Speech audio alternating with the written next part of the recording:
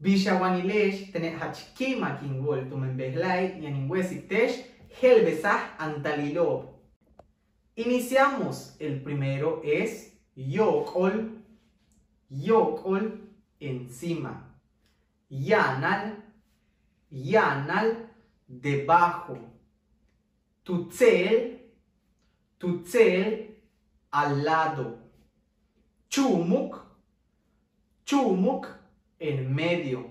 Ichil, ichil, adentro. Tanil, que significa adelante. Nats, que significa cerca. Nats. Nach, nach, lejos. Tela, tela, que significa aquí. Telo, telo, ahí. Tolo, tolo, allá. Hueye, hueye, acá. Actán, actán, enfrente. Tupach, tupach, atrás de.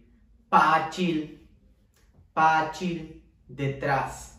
Tankap, tankap, afuera. Backpatch, backpatch, alrededor. Gela, aquí está. Gela, aquí está. Gelo, gelo, ahí está. Tangel, tangel, en otra parte. Canal, canal, arriba. Kabah, kabah, abajo. Hal, hal, a la orilla. Ahora veremos algunos ejemplos de su uso. Podría ser Koten shokweye, koten shokweye. Ven a leer o ven a estudiar acá.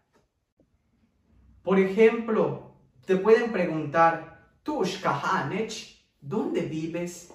Y puedes responder, Aktantie Oxo, enfrente del Oxo. Ahora bien, vamos a ponerlo en práctica. Una pregunta para ustedes. Tushanembeora, ¿dónde estoy ahora? Chumuk, tutzel, wayok olechannaha. Un ejemplo muy bonito que puedes utilizar con tu pareja es este.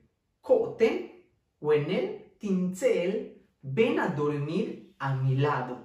Con ese ejemplo terminamos el video del día de hoy. Espero y haya sido de su agrado. Malo, canantaba, bueno, cuídate.